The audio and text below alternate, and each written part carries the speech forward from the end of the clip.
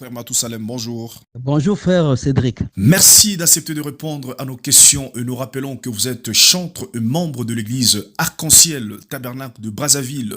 Oui, bien sûr, nous faisons cette émission suite à l'élection du nouveau pasteur d'Arc-en-Ciel Tabernacle qui venait de perdre il n'y a pas longtemps son pasteur, le révérend Dr Lys Ngalibali, décédé le 28 août 2019 à Dubaï à l'âge de 53 ans. Mais avant tout, frère Matousalem, nous voulons d'abord savoir, le pasteur Lys avait-il un pasteur associé? Bon, des associés à l'externe, oui, parce qu'il y avait des pasteurs qui l'avaient donné la main d'association. Mais à l'interne, il y a 20 ans, il y avait déjà un qui était déjà là, mais à tort ou à raison, il était sorti. Et il n'y avait pas un pasteur associé en tant que tel. Ce qui est vrai, on était déjà sur le point de mettre l'ordre de l'Église. Donc, c'est quelque chose qui devait arriver incessamment.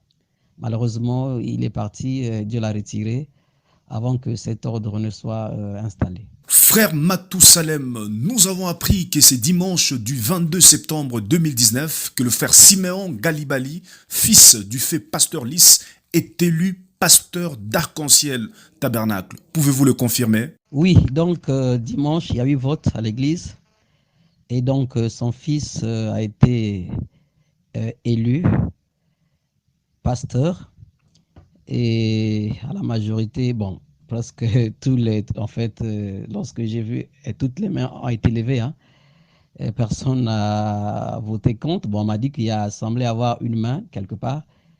Donc, d'un point de vue général, une église peut-être de 2000 personnes et tout le monde a voté pour Siméon. Voilà, c'est ça.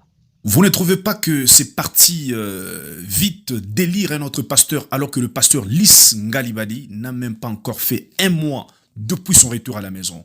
Est-ce qu'il y a-t-il un problème qui a précipité ces votes? Bon, dire que c'est trop vite, parce qu'à peine 26 jours que donc on a perdu le pasteur, que c'est trop vite, je ne sais pas. Est-ce que c'est vite? Est-ce que c'est pas vite? Je ne sais pas. Je ne connais pas une écriture qui parle donc du délai.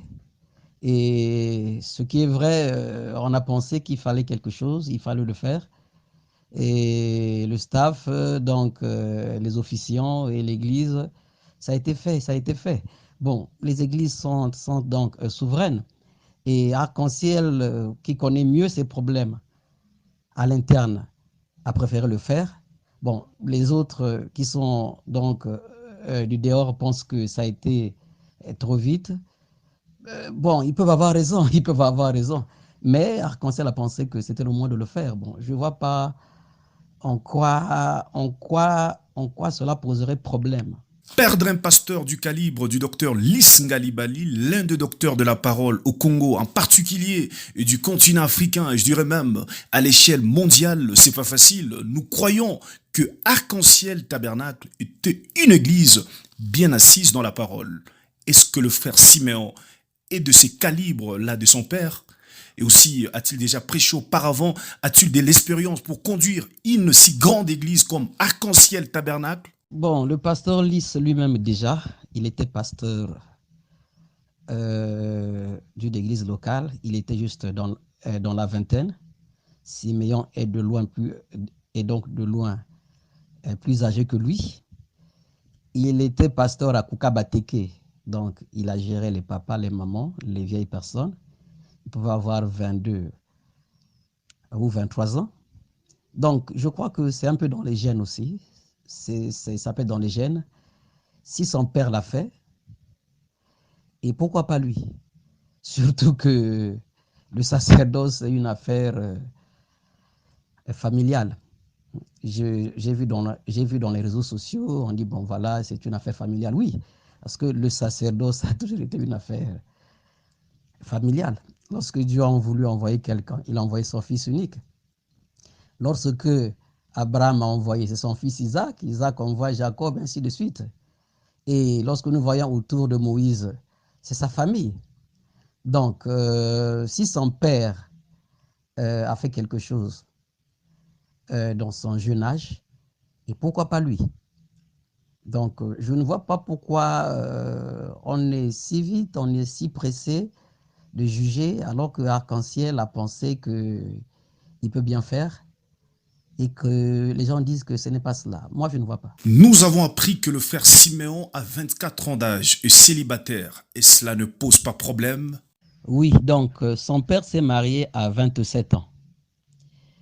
Et lorsqu'il a quitté Ouesso, là où il a cru, et là où il est aussi pasteur, le premier jour qu'il a foulé le sol de Brazzaville, un jeune garçon, un gamin peut-être de 22 ans ou 23 ans, dès qu'on l'a écouté, tout de suite, tout le monde s'est dit d'une manière unanime qu'il soit notre pasteur et qu'il nous enseigne. Donc, comme je l'ai dit, il était pasteur des papas et des mamans. Il était célibataire. Il s'est marié à 27 ans. Donc, si ça a été ainsi, et dire qu'il a 24 ans, il est célibataire, ben, il va se marier. Il va se marier. Je vous ai dit que Arc-en-Ciel, on ne tenait pas encore cela de rigueur parce qu'il n'y avait pas de l'ordre en tant que tel. Moi, je me souviens, on avait placé comme huissier, quoique donc à Arc-en-Ciel, les huissiers font aussi office de diacre, mais un frère qui était encore un célibataire. Mais aujourd'hui, il s'est marié. Donc, Arc-en-Ciel n'a pas encore mis de l'ordre de l'Église. Bon, dire qu'il est célibataire, il ne peut pas prêcher, je ne vois pas où est-ce que ça sort. Comment est-ce que ça tient debout dans les Écritures? Je ne vois pas. Franchement, moi, je ne vois pas. Mais il y a une chose. Lorsque Arc-en-Ciel a voté Siméon, ce n'est pas que Siméon va peut-être être à la trempe de son papa, un docteur du Congo-Brazzaville, un docteur international, ainsi de suite. Parce que ça a été quand même un choc. Je crois que Arc-en-Ciel est en train de limiter les dégâts. Je ne sous-estime pas les jeunes.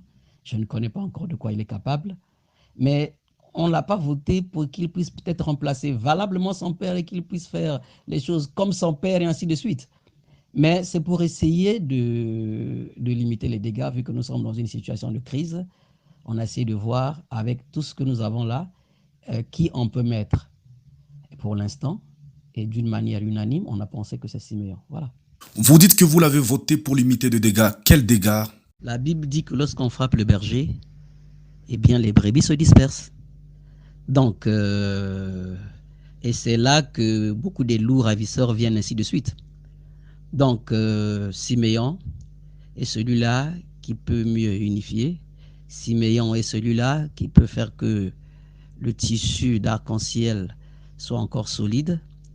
Et par rapport à d'autres, c'est vrai, les autres aussi feront, mais moi, connaissant Arc-en-Ciel, de ma part, j'ai soutenu Siméon, j'ai voté pour Siméon en tant que membre, parce que je me dis qu'avec Siméon, euh, le diable fera moins de dégâts. Ah bon? Comment ça? Vous savez, il y a quelque chose que peut-être qu'il faut vous dire. Moi, en tant que membre d'Arc-en-Ciel, et Arc-en-Ciel, il y a une chose. Arc-en-Ciel aime le pasteur Lys. Et Arc-en-Ciel préfère écouter les prédications du pasteur Lys, même lorsque celui-ci n'est pas là. En deuxième position. Et en troisième position, Arc-en-Ciel écoutera un autre prédicateur. Donc, la logique est simple, Arc-en-Ciel. Le pasteur Lys, en chair, à défaut du pasteur Lys, les sermons du pasteur Lys, et donc en troisième position, un serviteur de Dieu. Vous voyez, nous sommes restés 5 ans. Le pasteur était convalescent. 5 ans, il n'y a pas eu de problème. L'église était stable et l'église ne faisait que grandir. Chaque dimanche, on baptisait et les chapiteaux ne faisaient que couvrir toute la rue.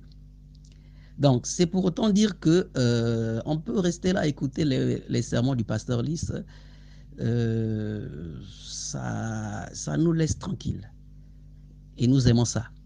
Donc, moi, ma crainte, pourquoi j'ai voté Siméon, je me dis que peut-être avec lui, la continuité du pasteur Lys sera là. Parce que je crains qu'il y ait rupture, qu'on aille loin du pasteur Lys. Que quelqu'un d'autre, en fait, si quelqu'un d'autre venait et qu'il dise, bon, aujourd'hui, c'est moi, oublier le temps de Lys, c'est maintenant moi, je prends les choses en main, ça devait être très difficile pour moi. Donc j'ai pensé qu'avec Siméon, on sera toujours là aussi à écouter les bandes du pasteur Lys, et moi, ça me satisfait. Si on comprend bien, c'est-à-dire Arc-en-Ciel Tabernacle n'a pas voté Siméon par expérience ou conduite de Dieu, mais juste pour limiter des dégâts, comme vous venez de le dire. Et aussi juste parce que quand vous le voyez, vous voyez le pasteur Lys Ngalibali. Bon, je ne peux pas dire que Arc-en-Ciel a voté Siméon par expérience. Je ne sais pas. Je ne veux pas aussi engager Arc-en-Ciel, mais je parle de moi-même. Je ne saurais pas dire ici que je l'ai voté par expérience. De même, je ne vois pas à Arc-en-Ciel celui qui a aussi l'expérience du pasteur Lys, en dehors de Siméon. Comprenez? D'ailleurs, avant donc une semaine avant, tous ceux qui avaient des ministères ont eu le temps de se prononcer sur la question. Tous se sont désistés au profit de Siméon. Et Siméon a donc été placé comme un candidat unique devant l'Église, parce que les autres prédicateurs ont pensé que Siméon ferait donc l'affaire. Bon, ce qui fait que la trempe du pasteur Lys, moi personnellement, je ne vois pas ça en Siméon pour l'instant, parce que le pasteur Lys a accumulé aussi beaucoup d'expérience. Mais je pense que Siméon, c'est quelqu'un qui est quand même resté à la tête des biens de son père. Son père a travaillé dur pour avoir donc de l'argent afin de financer l'œuvre missionnaire. Son père a soutenu les orphelins, les veuves, les églises. Il n'y a pas quelqu'un qui est rentré en contact avec son père et qui n'a pas gagné quelque chose. Donc son père était très généreux. C'est lui qui s'occupait de tout le monde. Et Siméon a ce cœur-là. Je le dis parce que je l'ai enseigné à l'Institut. C'est un frère très généreux. Je crois que ça fera la continuité. Ce sont là les raisons, moi, qui m'ont poussé de voter pour Siméon. Ça fera la continuité et son père pourra donc accomplir ses œuvres au travers de son fils. Comme la Bible dit, moi et ma maison, nous servirons l'Éternel. Une question que vous n'avez pas répondu. Est-ce que frère Siméon a déjà prêché et aussi avons appris que c'était le souhait de son papa, quand il ne sera pas là, que son fils puisse prendre la relève? Siméon, moi je l'ai déjà vu prêcher lorsqu'il y avait la réunion des jeunes. Et lorsqu'il prêchait, c'était vraiment comme son père. Et les allures, d'ailleurs, il avait marqué tout le monde. Et tous ceux qui l'ont suivi l'ont dit vraiment, tel père et tel fils. Bon, c'était le souhait de son père. Franchement, je ne connais pas quel est ce père-là qui ne souhaiterait pas que son fils puisse donc suivre les affaires de Dieu après lui. Moi, je crois que tout père voudrait que ses enfants puissent suivre le chemin du Seigneur et servir Dieu. Bon, si quelqu'un me dit que ce n'était pas le souhait de son père, ça m'étonnerait. Dans la Bible, on a dit, moi et ma maison, nous servirons l'Éternel. Sauf que le pasteur Lys n'a pas fait des injonctions avant d'aller. Il a souhaité, et l'Église, dans sa souveraineté, a pensé que le pasteur Siméon devait être là. Et souverainement, l'Église a établi le pasteur Siméon. Pour moi, c'est formidable. Vous voyez, le pasteur Lys, dans sa convalescence, pouvait dire à quelqu'un ceci, cela, mais il n'a pas fait. Il a laissé que l'Église elle-même puisse choisir dans toute sa liberté. Et ça a été fait après lui, dans toute la transparence possible. C'est une bonne chose. On a vu aussi dans la parole, frère Branham avait souhaité que son fils Joseph puisse prendre sa place après lui. Et partout dans la Bible, ça a toujours été le cas. Parce que ces histoires-là sont aussi rattachées dans l'hérédité, les gènes. Vous voyez, Abraham a payé la dîme, mais quand Dieu vient, Dieu dit, c'est pas Abraham.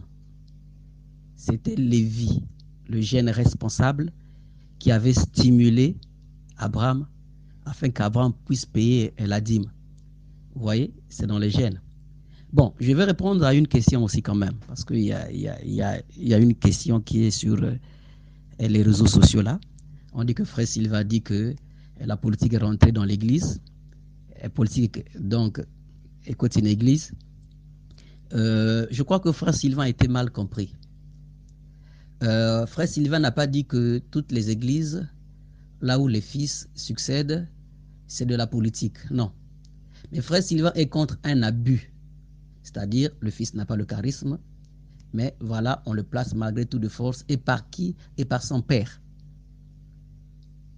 Vous comprenez? Et ça devient comme une dynastie. Nous sommes allés dans une église avec Frère Sylvain, là où donc le père avait placé le fils.